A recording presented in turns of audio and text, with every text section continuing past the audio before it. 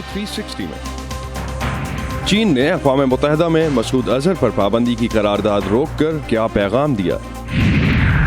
पाकिस्तान, भारत और चीन में इंसानी हुकूक की खिलाफ वर्जियां जारी हैं, अमरीकी महकमा खारजा की रिपोर्ट। और कौन से जनूबी एशियाई मुल्क के लोग मैक्सिको की सरहद से अमरीका में गैर कानूनी तौर पर दाखिल हो रहे हैं? वॉइस ऑफ अमेरिका के वाशिंगटन स्टूडियोज में खुशामदीद। आप देख रहे हैं व्यू 360, मैं हूं असदुल्लाह खालिद। चीन ने कलअदम तंजीम जैश मोहम्मद के सरबराह मसूद अजहर को आलमी दहशतगर्द करार देने की कोशिश को सलामती काउंसिल में चौथी मरतबा भी रोक दिया। चीन ने इस फैसले के लिए सबूतों और शवाहिद के नाकाफ़ी होने की बुनियाद पर मजीद वक्त मांगा है। गुज़िश्ता माह सलामती काउंसिल के 5 में से 3 मुस्तकिल अरकान अमरीका, बरतानिया और फ्रांस ने मसूद अजहर को ब्लैकलिस्ट करने के लिए करारदाद मुतारिफ करवाई थी। सलामती काउंसिल के कवायद के मुताबिक तकनीकी बुनियादों पर इल्तवा 9 माह तक जारी रह सकता है, जिसके बाद करारदाद दोबारा रायशुमारी के लिए पेश की जाएगी। पाकिस्तान में सेनेट की कायमा कमेटी बराए दाखिला के चेयरमैन रहमान मलिक ने वॉइस ऑफ अमेरिका से बात करते हुए कहा है कि मसूद अजहर को ब्लैकलिस्ट करने की कोशिशों में सिर्फ भारत ही नहीं, पाकिस्तान का मौक़िफ़ शामिल किया जाना भी ज़रूरी है। जब प्रिस्क्राइब्ड हो गई, बंदा जब तक जिंदा सांस ले रहा है वो तो रहेगा तो सही, वो स्टेटलेस तो नहीं है, पाकिस्तानी है। तो अगर इसको इंडिया अपने मकसद के लिए इस्तेमाल करना चाहता है तो वो उनका एक अपनी स्ट्रेटजी का हिस्सा है। हमारा मौक़िफ़ वहाँ ऐड किए बगैर वो कैसे प्रिस्क्राइब कर सकते हैं? तो मैं चाइना ने जो टेक्निकल होल्ड दिया बहुत ठीक किया है, क्योंकि वो देखना चाहते हैं और वे भी देखें कि हमने कौन सा काम किया, कहाँ तक किया है, क्या जो इंडिया क्लेम कर रहा है या दूसरे मुल्क क्लेम कर रहे हैं उसमें हकीकत क्या है। अक़वाम मुत्तहिदा में भारत के सफ़ीर ने चीन के इस इक़दाम पर मायूसी का इज़हार किया। रतुल जोशी हमें नई दिल्ली से इस वक्त ज्वाइन कर रही हैं, उनसे जानते हैं कि भारत में इस हवाले से क्या बात हो रही है। जी रतुल, चीन के इस इक़दाम पे भारत में क्या रद्द अमल सामने आ रहा है? जी, जैसे कि आप बोल रहे थे कि मायूसी ज़रूर है, क्योंकि बहुत लंबी चौड़ी एक डिप्लोमेटिक कोशिश भारत अभी नहीं, पुलवामा हमले के बाद से लगातार कर रहा था कि किसी तरह मसूद अजहर की लिस्टिंग एज अ टेररिस्ट हो जाए यूएन की लिस्ट में, लेकिन वो हो नहीं पाया। और चीन ने एक और ऑब्जेक्शन, जैसे कि गुज़िश्ता 10 साल में ये चौथा ऑब्जेक्शन था चीन की तरफ से। लेकिन मैं आपको ये भी बता दूं कि मायूसी ज़रूर थी, लेकिन ये पूरी तरह से अनएक्सपेक्टेड या कोई बहुत बड़ा सरप्राइज नहीं था, क्योंकि मंडे से ही इस तरह के इंडिकेशंस चीन की तरफ से आने शुरू हो गए थे कि शायद वो एक बार फिर इस प्रपोजल को ब्लॉक करेगा और इस लिस्टिंग को होने से रोकेगा। और हुआ भी वही। लेकिन एक और चीज जिसको भारत अपनी एक छोटी सी डिप्लोमेटिक जीत बता रहा है वो ये कि इस बार 13 मुल्क ऐसे थे जिन्होंने इस प्रपोजल को सपोर्ट किया। तो भारत को लगता है कि जो टेररिज्म के खिलाफ एक जंग है उसमें उसको अब सपोर्ट धीरे धीरे करके ज्यादा मिल रहा है। लेकिन एक जो लॉजिकल आउटकम जिसकी भारत को तलाश थी कि मसूद अजहर की लिस्टिंग हो जाती है, वो नहीं हो पाया, उसे लेके जरूर मायूसी है। पुलवामा वाले वाक़े के बाद आज पहली बार पाकिस्तान और भारत के वफूद की मुलाकात हुई करतारपुर के कॉरिडोर को लेके। दोनों साइड से कहा जा रहा है कि माहौल खुशगवार था, मगर पाकिस्तान ने कहा है कि कुछ इख्तिलाफात भी थे। भारतीय वक्त क्या कहता है? जी, ये बहुत वक्त के बाद, पूरे 1 महीने के बाद ऐसा हुआ है कि शायद भारत और पाकिस्तान को लेके कॉर्डियल एनवायरनमेंट लफ्ज़ का इस्तेमाल हुआ, जो कि आज के जॉइंट प्रेस रिलीज में कहा गया। ये बात सही है कि दोनों ही मुल्क चाहते हैं कि जो करतारपुर कॉरिडोर है वो जल्द से जल्द ऑपरेशनलाइज हो जाए और भारत की तरफ से जो पिलग्रिम्स हैं उनका जाने का सिलसिला वहाँ शुरू हो सके। लेकिन कुछ चीज़ें हैं जिन पर बात अभी भी फंस रही है। एक तो वीज़ा को लेकर भारत की मांग है कि पूरी तरह से वीज़ा फ्री एंट्री होनी चाहिए और किसी भी तरह के नए कागज लाने के या प्रोसीजरल डिलेज वाली कोई बात नहीं होनी चाहिए। 0 पॉइंट अलाइनमेंट को लेकर भी कुछ अभी इश्यूज हैं जो अभी तक क्लियर नहीं हो पाए हैं। लेकिन दोनों ही मुल्कों के जो टेक्निकल एक्सपर्ट्स हैं वो 19 मार्च को मिलेंगे और उसके बाद 2 अप्रैल को फिर भारत और पाकिस्तान की मुलाकात होगी। तब ये उम्मीद की जा रही है कि शायद जो छोटे छोटे पॉइंट्स हैं जिन पर अभी कोई रजामंदी नहीं बन पा रही वो शायद आगे सुलझ सके। बहुत शुक्रिया रितुल जोशी आपका। रितुल जोशी हमें अपडेट कर रही थी न्यू दिल्ली से। इस पूरे मामले पे तज्जिए के लिए हमें ज्वाइन कर रहे हैं शुजा नवाज, जो वाशिंगटन के एक थिंक टैंक अटलांटिक काउंसिल से मुंसलिक हैं, डिस्टिंग्विश्ड फेलो हैं। उनसे हम जानते हैं कि वो किस तरह से इस पूरे किस्से को देखते हैं। शुक्रिया शुजा साहब हमें ज्वाइन करने का। कितना अहम है चीन का ये फैसला खित्ते के डायनामिक्स के लिए, और क्या आगे चल के ये वीटो में बदल सकता है? ये वीटो में तभी बदलेगा जबकि ये रेजोल्यूशन سیکیورٹی کونسل کے سامنے آئے گی. ابھی تو اس کی صرف ڈسکشن پہ انہوں نے ہولڈ کیا ہے، کیونکہ 9 ماہ کا وقت مل گیا پاکستان کو. اب پاکستان کو چاہیے کہ وہ اس وقت کا فائدہ اٹھا کے ایسے اقدام کرے ملک کے اندر جو کہ اس کو رد کر دے، اس کی ضرورت ہی نہ پیدا ہو.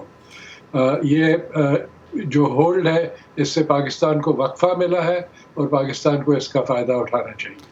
آپ کو لگتا ہے جو کالعدم تنظیموں پہ اس وقت آپریشن چل رہا ہے پاکستان میں، وہ کچھ لحاظ سے آگے جا کے چینجز لا سکتا ہے، کچھ رائے بدل سکتی ہے سلامتی کونسل کی اس حوالے سے؟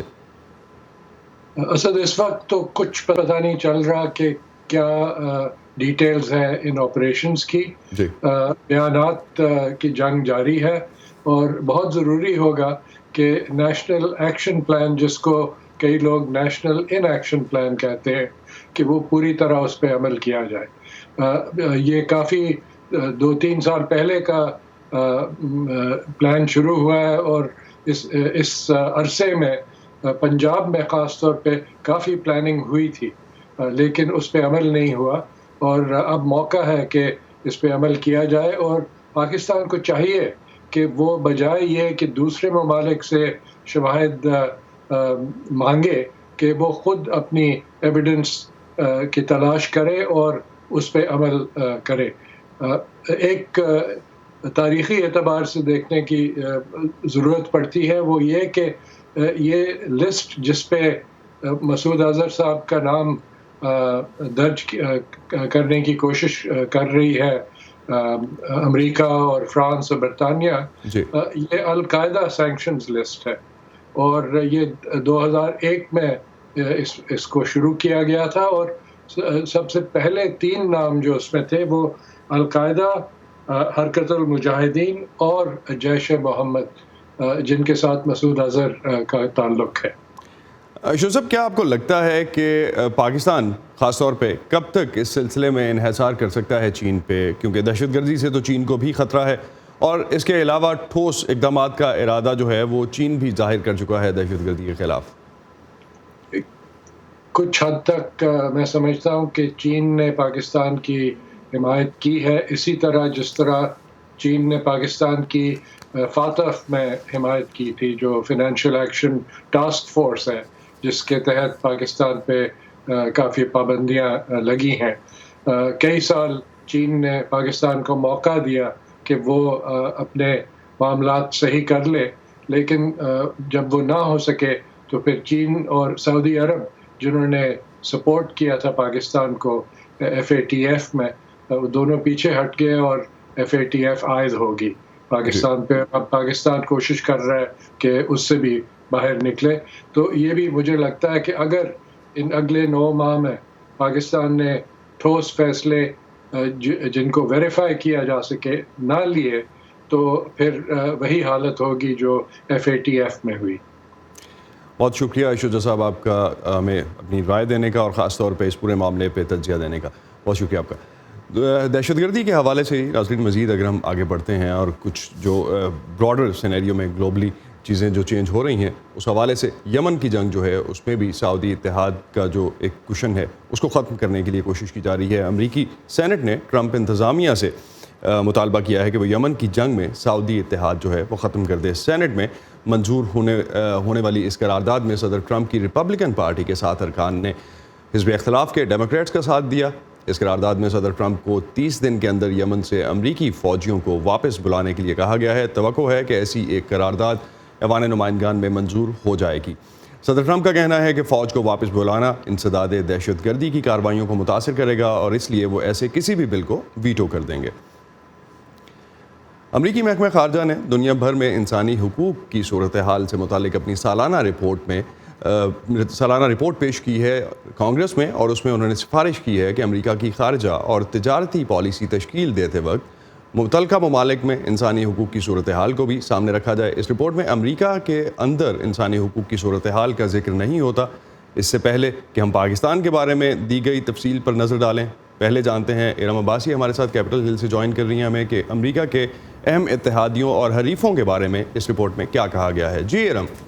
جی اسد، اس سالانہ رپورٹ کے جاری ہونے کے موقع پر امریکی محکمہ خارجہ اور امریکی وزیر خارجہ نے مائک پومپیو نے یہ کہا ہے کہ وہ اپنے دوستوں کے ہاتھوں ہونے والے انسانی حقوق کی خلاف ورزیوں کو بھی اتنے ہی بھرپور طریقے سے بیان کرتے ہیں جس طرح اپنے حریف ملکوں کے۔ اس مرتبہ رپورٹ میں جو امریکہ کا اتحادی ہے، اہم اتحادی سعودی عربیہ، اس پر صحافی جمال خشوگی کے قتل پر تنقید کی گئی، تو دوسری جانب وینزویلا میں جس سے امریکہ کے تعلقات تناؤ کا شکار ہیں، وہاں جاری انسانی بحران پر بھی روشنی ڈالی گئی۔ مزید جانتے ہیں اس رپورٹ میں۔ امریکہ نے دنیا میں انسانی حقوق سے متعلق اپنی سالانہ رپورٹ میں کہا ہے کہ ان ممالک میں مسلسل انسانی حقوق کی خلاف ورزیاں جاری ہیں جن کا ریکارڈ پہلے سے ہی خراب ہے۔ اس سلسلے میں امریکی وزیر خارجہ مائک پومپیو نے چین کی جانب سے اس کی اقلیتی مسلم برادری کے ساتھ ہونے والے برے سلوک کا مسئلہ اٹھایا۔ آج 10 لاکھ سے زیادہ ویغر، کازک اور دوسری نسل کے مسلمانوں کی مذہبی اور نسلی شناخت مٹانے کے لیے انہیں کیمپوں میں قید کیا جا رہا ہے۔ وینزویلا میں ماورائے عدالت ہلاکتیں، آزادی اظہار پر پابندی اور سیاست میں حصہ لینے پر پابندی کا ذکر بھی کیا گیا۔ وینزویلا میں انسانی حقوق کی صورتحال بدترین ہے جس کا ذکر اس رپورٹ میں کیا گیا ہے۔ ظاہر اس رپورٹ میں گزشتہ برس کے آخر تک کی صورتحال کا ذکر کیا گیا ہے، لیکن اس رپورٹ کے آنے کے بعد سے وہاں صورتحال مزید خراب ہوئی ہے۔ اس رپورٹ میں ایران میں انسانی حقوق کی سرگرم کارکن نسرین ستودے کی قید کا معاملہ بھی اجاگر کیا گیا۔ انہیں حکومت کے خلاف آواز اٹھانے پر 38 برس قید اور 148 کوڑوں کی سزا سنائی گئی ہے۔ ان کی سزا غیر انسانی ہے۔ ان کا جرم ایرانی خواتین کے حقوق کے لیے آواز اٹھانا ہے، وہ خواتین جو حجاب لازمی پہننے کے قانون کے خلاف پرامن احتجاج کر رہی تھیں۔ ناقدین کا کہنا ہے کہ اس رپورٹ میں خواتین اور لڑکیوں کے ساتھ ہونے والی زیادتی کے اثرات پر زیادہ توجہ نہیں دی گئی۔ بھارت کے حوالے سے بھی اس رپورٹ میں کچھ کہا گیا ہے؟ جی اسد، انڈیا کے بارے میں اس رپورٹ میں یہ کہا گیا ہے کہ وہاں پہ جاری جبری گمشدگیاں جو ہے یہ مسئلہ اٹھایا گیا، ساتھ ہی ساتھ پولیس کی حراست میں ہونے والا ٹارچر اور ریپ پر بات کی گئی، اور ایک اور اہم مسئلہ سوشل میڈیا پر لگنے والی قدغن جو ہے اس پر بات کی گئی ہے رپورٹ میں۔ بہت شکریہ ارم آپ کا۔ ارم عباسی ہمیں اپڈیٹ کر رہی تھی، جو کہ اس وقت امریکی محکمہ خارجہ کی جانب سے رپورٹ پیش کی گئی ہے کانگریس میں۔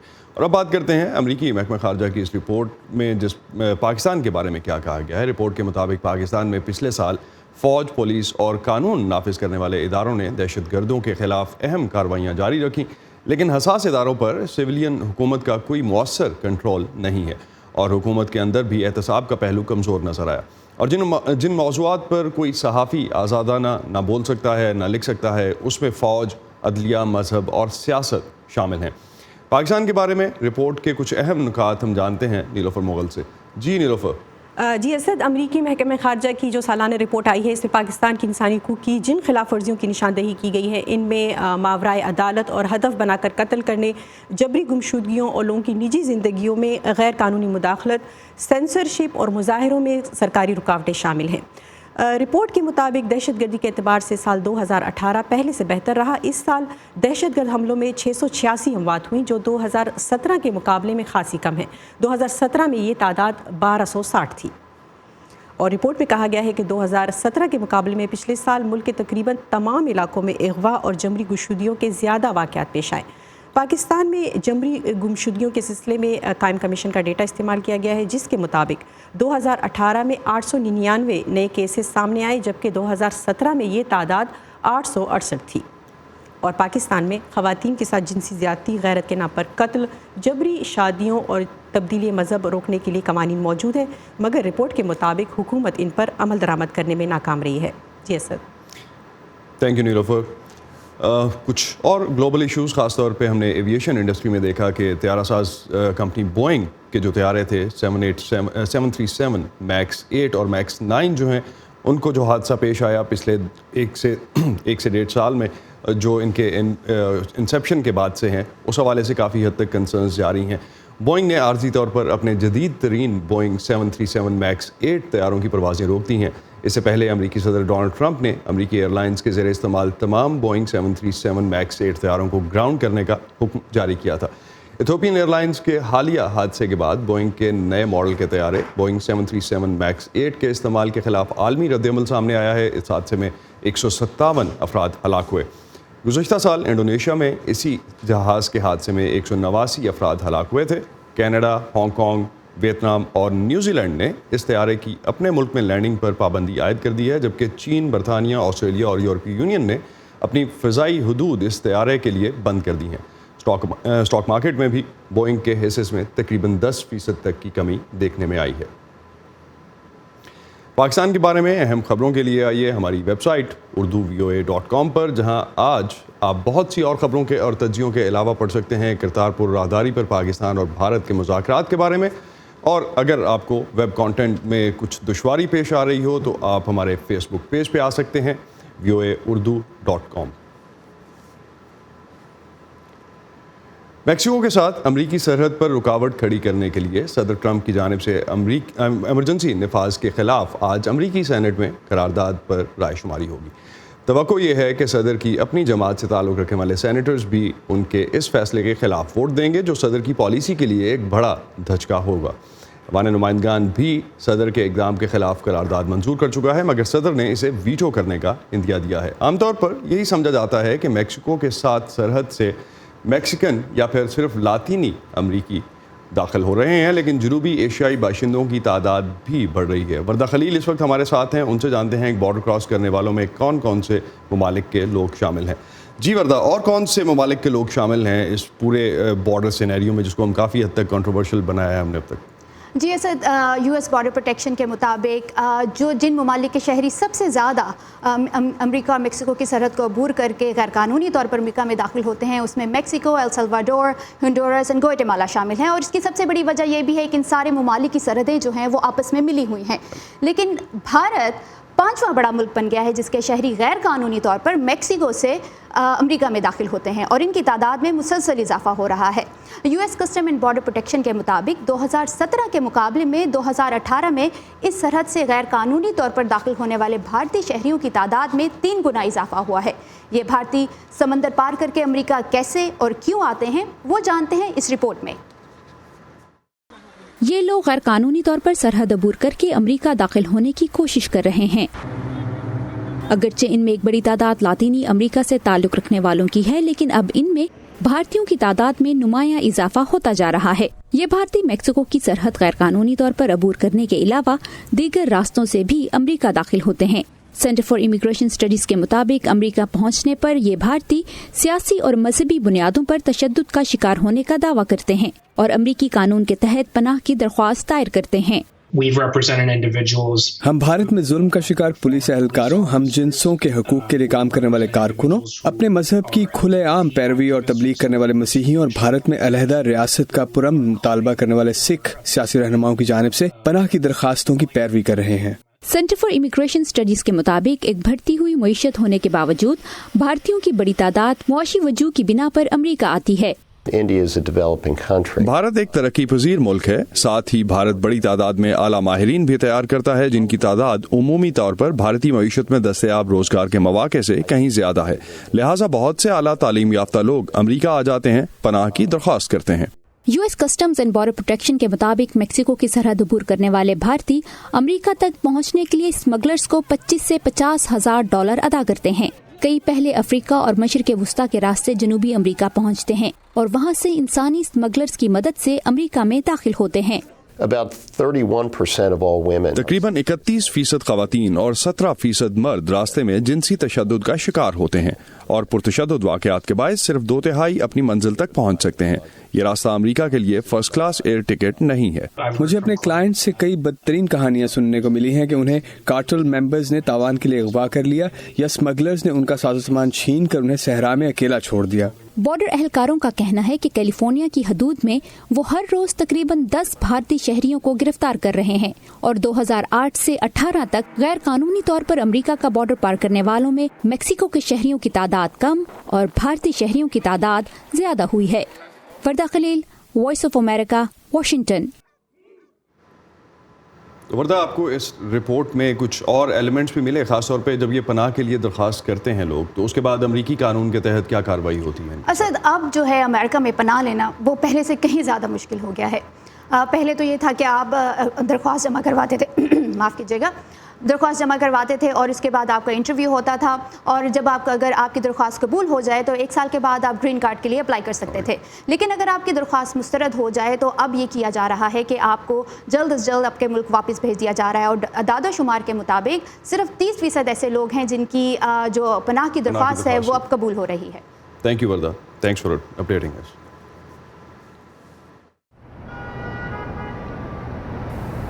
امی, حکمران امریکہ کے ہوں یا ہندوستان کے, افغانستان کے یا پھر پاکستان کے, انہیں کچھ نہ کچھ تو کہنا ہے نا اپنے ملک کے لیے. لیکن ایسے میں ہمارا کام کسی حکمران کی بات پر ناراض ہو جانا یا پھر تالیاں بجانا تھوڑا ہی ہے. خدا بس اتنی سمجھ دے کہ جو جیسا کہے ہم اسے ویسے کا ویسا آپ تک پہنچا سکیں. باقی پھر آپ تو سمجھدار ہیں ہی. بڑی جنگ پاکستان ٹیررزم کے خلاف لڑ رہا ہے اس پروفیشن میں نا امی, بس اتنا سا تو خواب ہے. خبر جیسی پہنچی ویسی, ویو 360 صرف آج نیوز پر.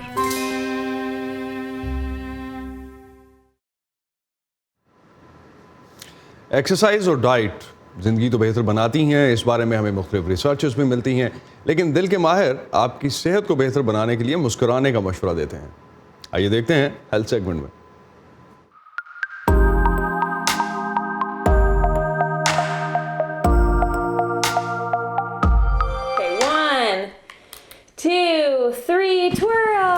اگر کسی کو آپ کے چہرے پر مسکراہٹ لانا آتا ہے تو وہ فوٹوگرافر کینڈرا مارٹن ہے. میں لوگوں سے نقلی ہنسی ہنسنے کے لیے کہتی ہوں, انہیں ایسا کرتے ہوئے بے وقوفی محسوس ہوتی ہے, نتیجتاً وہ ہنسنے لگتے ہیں. بھرپور مسکراہٹ کیمرے اور آپ کے دل دونوں کے لیے اچھی ہے. کارڈیولوجسٹ آنند چکلنگم کہتے ہیں کہ ذہنی دباؤ اور اس کے ممکنہ اثرات کے خلاف مسکراہٹ پہلا ہتھیار ہے, کیونکہ جب آپ اسٹریس محسوس کرتے ہیں تو آپ کا جسم ہارمونز خارج کرتا ہے جن میں ایڈرینلن اور کورٹیسول شامل ہیں. جب ہم مسکراتے ہیں تو ہمارے دماغ کے عصبی نظام میں تبدیلیاں ہوتی ہیں, اس سے جو کیمیائی مادے خارج ہوتے ہیں وہ زیادہ مثبت ہوتے ہیں. ایڈرینلن آپ کے دل کی رفتار اور بلڈ پریشر تیز کرتا ہے. ذہنی دباؤ سے متعلق بنیادی ہارمون کورٹیسول خون میں شوگر بڑھا دیتا ہے, اور اگر آپ واقعی خطرے میں ہیں تو یہ مددگار ہوتا ہے, لیکن دائمی سٹریس کی صورت میں یہ امراض قلب جیسے صحت کے مسائل کا خطرہ بڑھا دیتا ہے. اسٹریس میں لوگ اس سے نمٹنے کے طریقے ڈھونڈتے ہیں. اس کا اکثر مطلب سگریٹ نوشی, زیادہ کھانا اور دل کی صحت کے لیے مضر دوسری عادات ہیں. جب لوگ مسکراتے ہیں تو وہ پرسکون ہو جاتے ہیں. یہ سکون براہ راست بلڈ پریشر کم کر دیتا ہے اور آپ کے شوگر لیولز بہتر ہو جاتے ہیں. ڈاکٹر شکلنگم اپنے مریضوں کو ہر گھنٹے میں 20 بار مسکرانے کے لیے کہتے ہیں. جب ہم مسکراتے ہیں تو ہم ذہنی دباؤ اور صحت کے درمیان رابطہ توڑ رہے ہوتے ہیں. اپنے کام کو بہتر کرنے کے لیے کینڈرا مسکراتی ہیں. مسکراتے ہوئے صبح اٹھنا یہ سبھی کا موڈ اچھا کر دیتا ہے اور یہ سبھی کی صحت میں اضافے کا سبب ہے. کیرول پیئرسن کے ساتھ صبا شخان, وائس آف امریکہ. اور انہی مسکراہٹوں کے ساتھ ختم کرتے ہیں آج کا ویو 360. فیڈ بیک کے لیے آپ آ سکتے ہیں facebook.com/VOA اردو کے پیج پر, اور تازہ ترین خبروں کے لیے آئیے ہماری ویب سائٹ urduvoa.com پر. اسد اللہ خالد کو اجازت دیجیے, اللہ حافظ.